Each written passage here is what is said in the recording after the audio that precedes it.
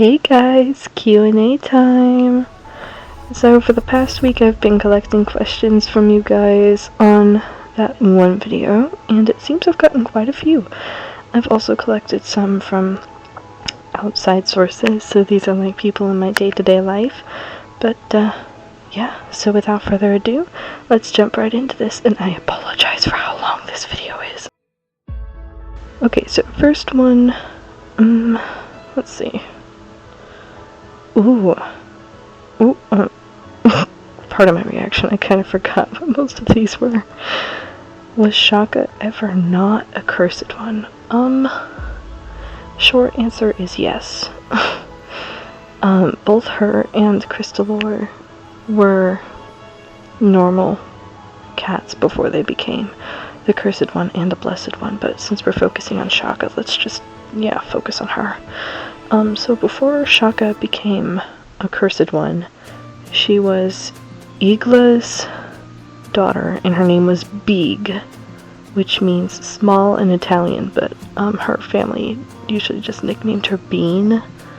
So, yeah. She was the mischievous one of the family, but her dad was, well, Igla, well, yeah, he's basically Maslach, but worse. So, yeah, he ended up killing Big, and when Big died, she went to, the split, which is the space between the shrouds and the Rainbow Bridge. And, of course, before that, Kristalore had died because she ran away from home to escape her father, and she died in a blizzard.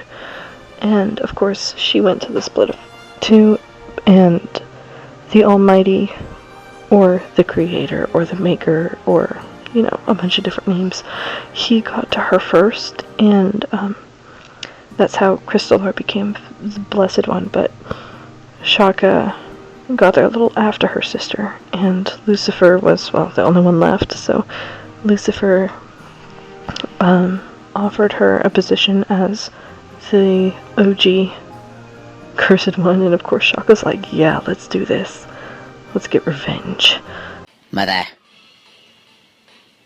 I crave violence. So, yeah, that's how Shaka became the cursed one, but there was a time before that she was just a normal cat, and she wasn't a cursed one. It wasn't like in her destiny or anything. It wasn't like a prophecy written in stone or whatever, but it just kind of happened. Okay, oh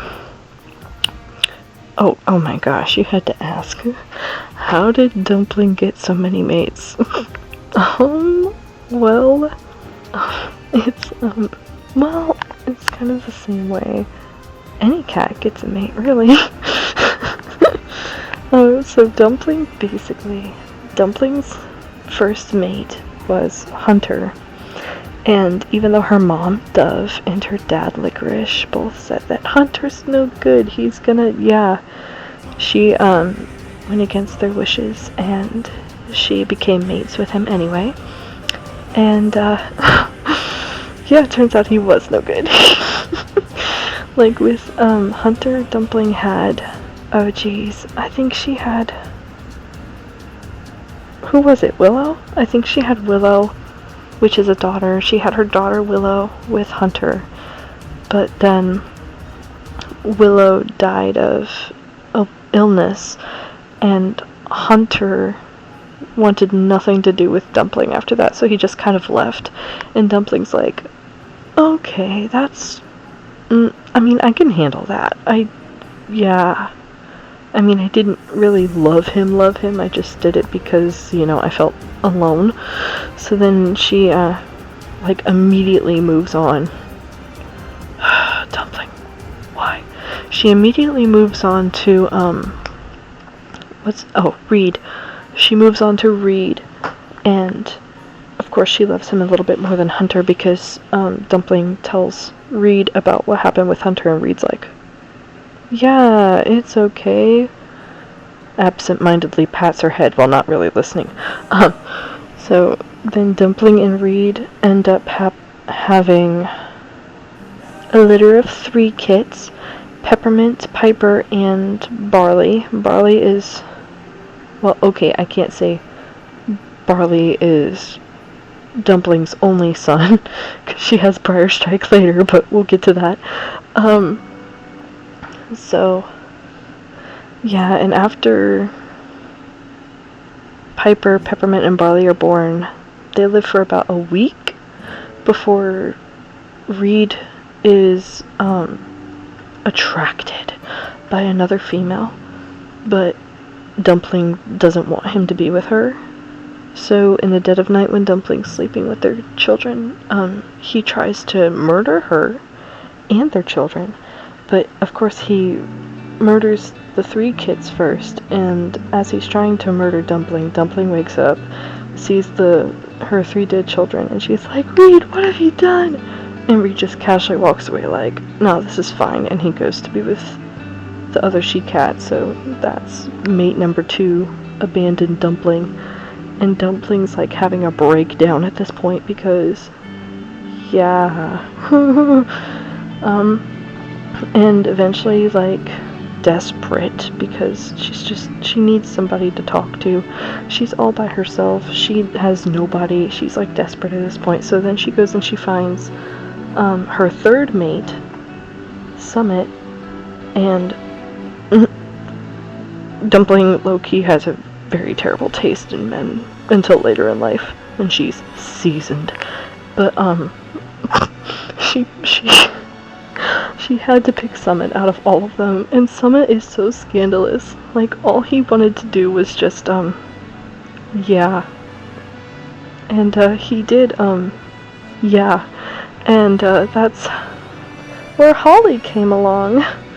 So Holly was born, but unfortunately the little thing never took a breath. She was a stillborn, and Summit like immediately gave up. He's like, "No, I ain't." Like, as soon as he found out Dumpling was pregnant, he's like, "Oh, I'm out, bye."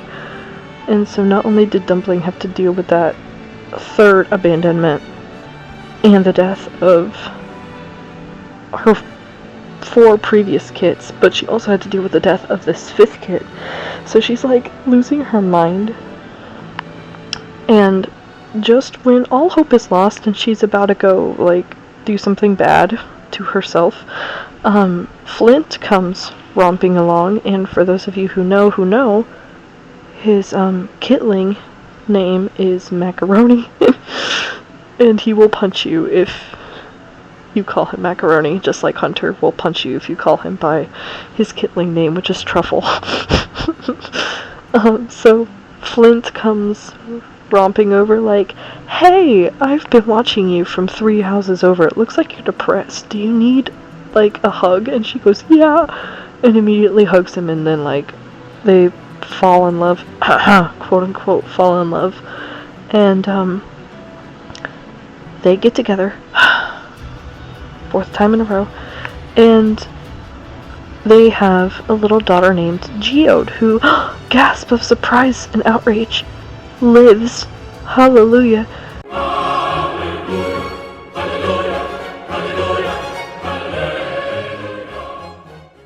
And Flint actually doesn't try to murder her for once, but he does die of illness because he's sickly, like really sickly. That's why he's scrawny. But yeah, I think he had some kind of disease, but I can't remember the name of it off the top of my head. Yeah, I'll probably put it in the description. So if you want to know, check in there. But yeah, so then Dumpling, after Flint passes away, she lives with Geode for the longest time, and Geode grows up a little bit, and she's about how old is she? I think she's like 4 or 5 moons, like right before she would be considered a young adult, when Dumpling's whole house catches on fire, and a whole bunch of chaos ensues, and eventually it ends up in Geode dying of blood loss because she broke her leg, and smoke inhalation. So now Dumpling's alone again and has dealt with death again. This poor girl is so traumatized, but we love her anyway. So basically after that she's just like, I'm done, screw it, and she leaves her little human neighborhood town and she goes into the wild. That is not a Warrior Cats reference, by the way. She goes out into the wilderness. There, now it's not copyrighted. And she lives out there by herself for a few moons until our other tortured and depressed and traumatized boy, Skeleton, comes along and is like, oh my gosh, there's a female living within like 2 miles of my house where my dad is, where my dad beats me up. That's not good. So we'll insert the rest, well, not the rest, but the majority of Dumpling's novel and like pretty much the entirety of Skeleton's novel, where him and Dumpling, you know, get to know each other and things, and like they actually build and establish a relationship that's like real and not, oh hey, I'm rushing into this, let's do this now and get it over with, and everyone just dies. So then Dumpling and Skeleton become mates. Yay! And they're happy for like the rest of their novel until DarkMoon tries to intervene. DarkMoon. I love him, but I hate him at the same time. Like, so DarkMoon, of course, is all threatening, like, I'm gonna take your woman, and of course he's saying this to Skeleton. He's like, I'm gonna take your woman and I'm gonna insert a list of not so nice things that he wants to do to Dumpling. And eventually, like, Skeleton and Dumpling run away after that, of course, who wouldn't? But DarkMoon stalks them because he's good at that. So, what's your favorite hobby? Stalking. And when Skeleton is out hunting for dinner, DarkMoon comes in and finds Dumpling and is like, hey, if you don't yeah with me, I'm gonna murder Skeleton and then I'm gonna murder you. And she's like, okay, fine, I'll just do it. Just leave us alone. And so, of course he says he will, but then he doesn't because he's DarkMoon. Like, why would he do that to begin with? So then they, yeah, and, Skeleton comes back, like, 15 minutes later, and he's like, yo, how you doing? You look shaken. She's like, I'm fine. I just, had a nightmare. And he brushes it off, and it's okay. Until Dumpling has BriarStrike, and he's like, I didn't do anything. Like, is that ours? And she's just like, yeah. You were, like, high on catnip or something. I don't know. So, yeah. And, Dumpling and Skeleton also have, Mira, their little daughter, Mira, who is brutally slaughtered by DarkMoon, which has Skeleton going insane. And they have a son named Orca, which grows up and lives and does whatever, and of course BriarStrike grows up and lives and does whatever. But that's basically how Dumpling got all of her mates. It's really traumatic. Overall timeline. Are you sure you want to get into this? Because this is going to take like 15 minutes. In general, I'm going to just try to make this quick, but in general, there's not really a timeline. I mean, there are a few major plot points that occur in everybody's novels, and then the very end of the franchise, which is going to be titled The Timeless War, which is basically like, you know, where the Rainbow Bridge with like Shaka leading them. Well, no, not, whoa, hold on, not Shaka, Kristalore. With Kristalore leading all the Rainbow Bridge cats, which are all the good guys, and Shaka, I almost made a huge mistake there, and Shaka leading all the bad guys in the shrouds, and they're gonna have like a huge eternal battle and decide who wins, and of course the good guys win, and Shaka's temporarily defeated for a while, and then there's like this whole biblical reference. For those of you who don't like the Bible, sorry guys. Maybe go check it out sometime. It's actually not that bad. But there's like this whole biblical reference to like at the end times when after the rapture and like all the whole world ends and everything, like heaven's gonna fight against, you know, all the sinners, and when all the good guys win, there's gonna be like a new earth and everything and all of that. So it's kind of like a reference to that, not to that future. And yeah, so that's the end of the timeline. And at the beginning of the timeline, I really don't know. It probably all starts when Kristalore and Shaka first become Cursed One and Blessed One, I guess. And all in between there is just like the individual novels of each and every character, which, sorry guys, but there's a lot. It's probably like the in-between novels and the lives of all the cats. And then a few conglomerative books of all of those cats together, and like the build-ups to the Timeless War, and then the Timeless War is going to be, or at least I plan to have it be, the last book. And I mean, I know that's not really an answer to what the timeline is, but there's really no definite timeline. It's just kind of all over the place, since the franchise is like in the first person perspective of each cat, and like each cat has their own book.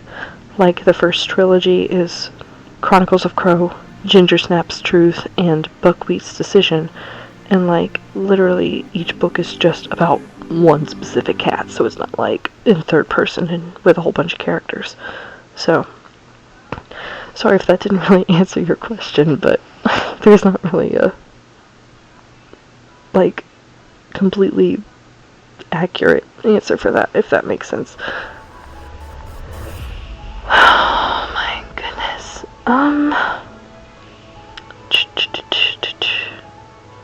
Ooh. Is it just like a continuous series, or are there spin-offs? It's a bit of both. It's a bit of both, because I'm weird like that.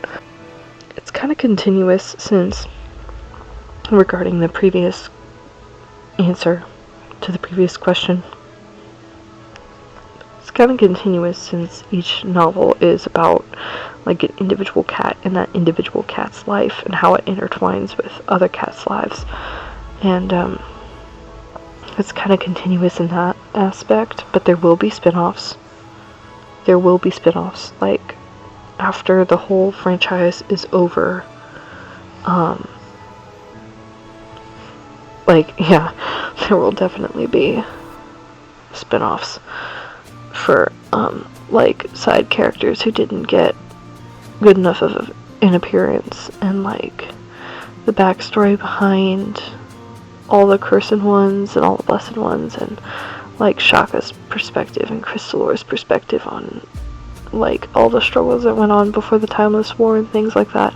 So it is kind of continuous, and it is going to have spin-offs, so it's a bit of both. Ooh. Does Dumpling's inner demon have a physical appearance to her? Well,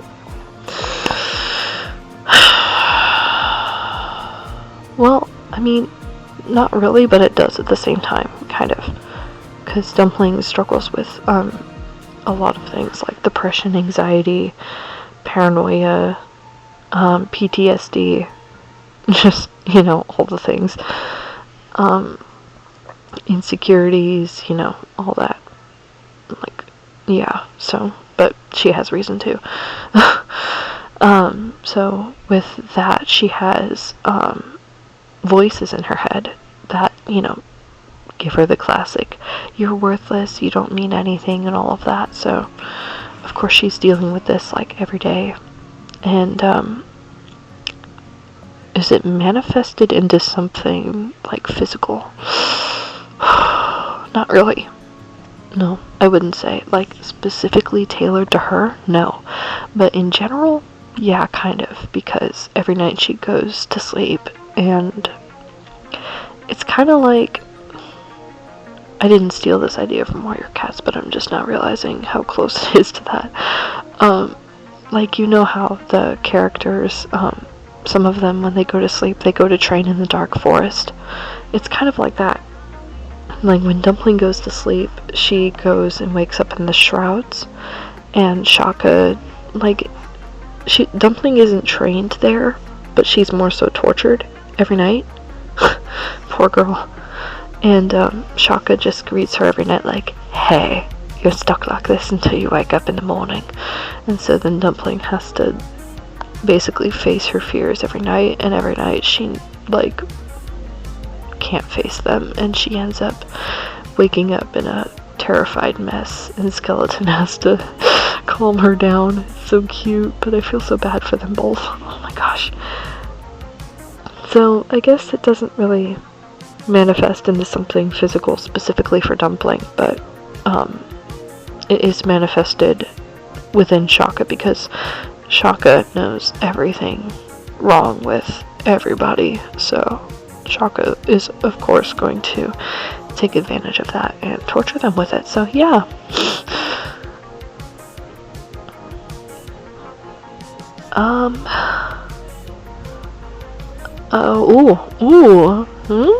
Somebody who actually, okay. Was Crow and his siblings beginning the original idea for his novel? And if not, what were others? It actually kind of was, really. It was the original idea for his novel, because when my IRL cat Fuzzy, aka Crow, passed away in October of 2020, I think, yeah, October 14th, 2020, when he died, I figured it was time to make him the novel, because for a while I've been thinking that, you know, it would be interesting if I wrote him into a book and gave him a life that wasn't, you know, basically him being a pet since he was born. And that kind of spiraled into the series that we have today. So yeah, it actually kind of was, because I wanted him to start out as, you know, like a kit in the wild with his siblings. And of course you have to have that family established for everything else. So yeah, it actually was the original idea for his novel.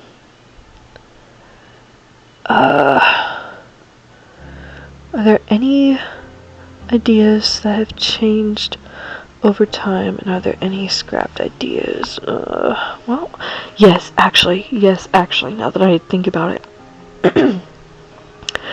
DarkMoon and BriarStrike used to be one character instead of the two that they are. Like originally, and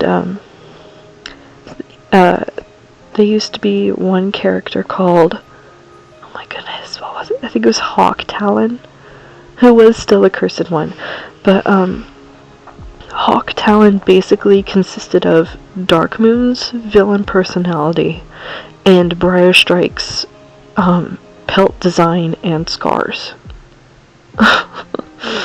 And Hawk Talon was originally a fox instead of a cat.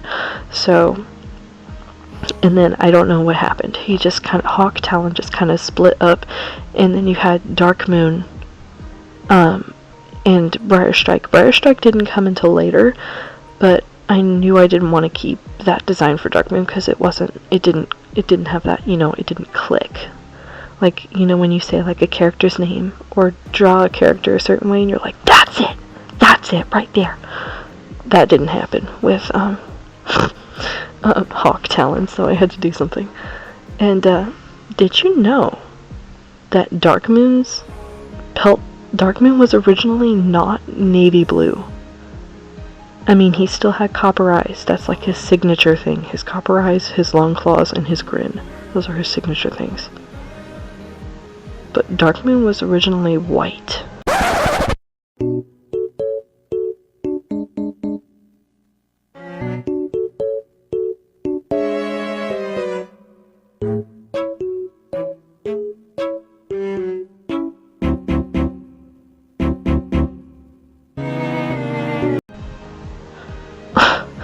And then he somehow became navy blue, so that's his iconic look now.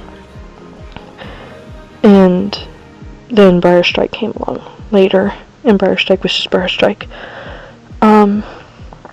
Other things that changed. Rin's pelt design changed a little bit. I mean, she was still orange and she still had the mismatched eyes. The mismatched eyes were the same colors. The funny thing is the eyes, like, the order were swapped. Like, instead of her yellow eye being, oh gracious, what's her yellow eye? Her yellow eye is the left one. It used to be the right one, and the purple one used to be the other one. So her eyes swapped and her pelt design changed a little bit, but Rin's design changed a little bit, and she was also originally a fox.